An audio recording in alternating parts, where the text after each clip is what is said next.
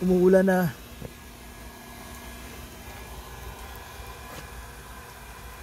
Malakas ng konti ang ulan at pero may trabaho pa tayong kailangan tapusin.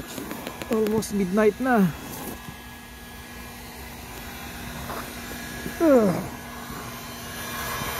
At ito ay ang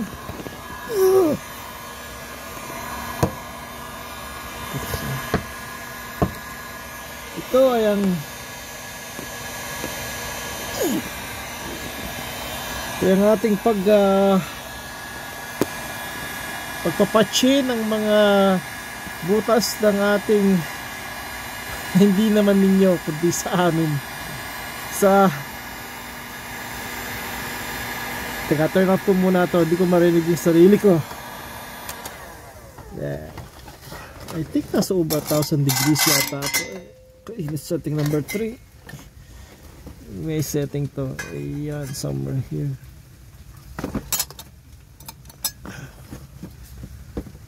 So, 1, 2, 3 yung setting dito.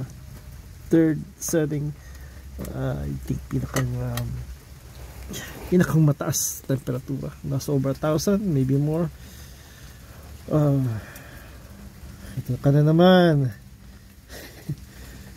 Sa mga karamihang mga video ko, lagi kong hinahawakan yung mainit na. Yes, hot. Ito na natuto. Ito yung tinapalan ko. Hindi ko alam kung nakikita nyo. Hindi siya maganda yung super tigas nito. Hindi ko to nilagay ngayon. Ito yung mga nakaraan, ilang buwan nakakaraan. Yung ibabaw ang may crack. Siguro kasi dahil may give ito eh. Kaya may hanger dito para hindi kailangan stiff ang buong exhaust system ninyo, itong exhaust pipe. Kung stiff, then maraming masisira, mababali. Kaya kailangan meron siyang room or yung give, may bigay siya para pag yung may vibration na reduce niya yung load. Okay, tapos na ako dito. 30 minutes ko lang ito pinainit. I assume over 1,000 degrees nito for 30 minutes. Maganda to. Pag nag-sale sa Canadian Tire, sa Crappy Tire, go buy it. This is subok na. Ilang beses ko na itong nagamit. Wala akong issue nito. Tsaka may adapter siya kung anong klaseng nozzle lang ilalagay nyo. May yung kurbada, may isang diretso para concentrate ang init, o ito medyo ini-spread niya. Kaya maganda yung pagkakainit dito. At alam niyo, parang nararamdaman ko nilalamig. May hata ako. Hindi ako nilalamig. Just umuulan lang ng malakas. Alam niyo naman, naka-Carhartt tayo. Pag naka-Carhartt tayo, kain natin lahat. Kahit madaling araw. I think midnight na ngayon eh. Monday bukas.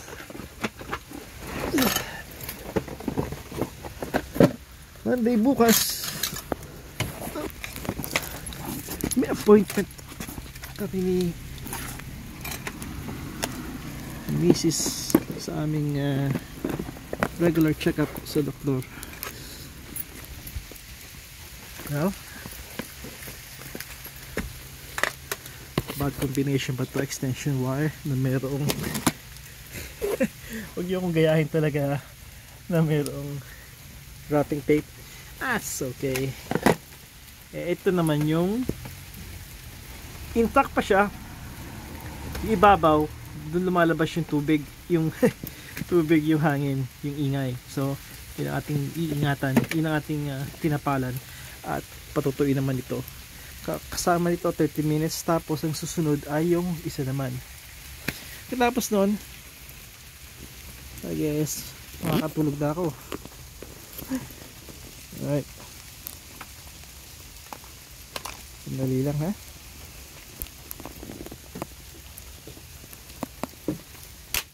Oops, patibay ito eh. Hindi lang ko impressed dito sa magnet nya. Hindi masyadong, nga malakas, pero may time na hindi rin. Yung ating kukasyo ito, patungan. Nope, kailangan ko ng mas mataas na patungan. Sandali lang. Sinetap ko muna bago ko ipakita sa inyo. State of the art. Mamahaling patungan to. Let's see. Isang box, dalawang box, at nandito yung aking heat gun. At makikita ninyo yung adapter kong nakaganon para pag labas ng mainit na hangin, may spread kagad niya yun widely all the way to sa top. That's the idea, and they seem to work all the time.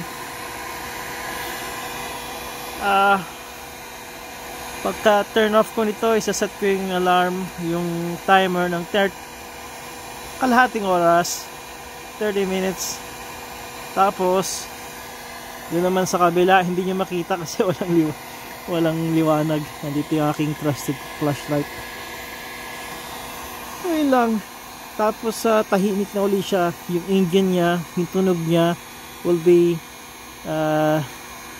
yung tulog ng V8 Chevy. Blub blub blub blub blub. Yan ang gusto ko sa American cars eh. Nothing like V8 engines. Ito na. That's it. So dito na ako magpapaalam at umuulan. Basa, tuyo pa rin. Ingat lang kayo dito ha, kasi dito yung gas tank eh. Pero should be okay. Ito naman sa aking state of the art na box. Ito ay yung takip ng ventilation to sa exhaust pipe na nanggagaling sa dryer. Sa dryer namin, yung labahan, tas clothes dryer. Ito naman yung nagpalit ako ng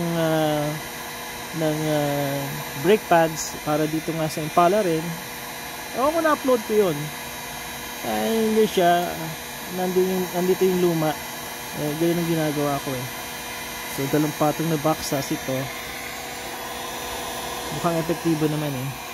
Alright, hanggang dito na lang. At sa susunod na video ulit. Hindi ko alam kung anong klase, pero kung interesado kayo, keep watching. Kung hindi, hey, that's fine. Hanggang sa muli.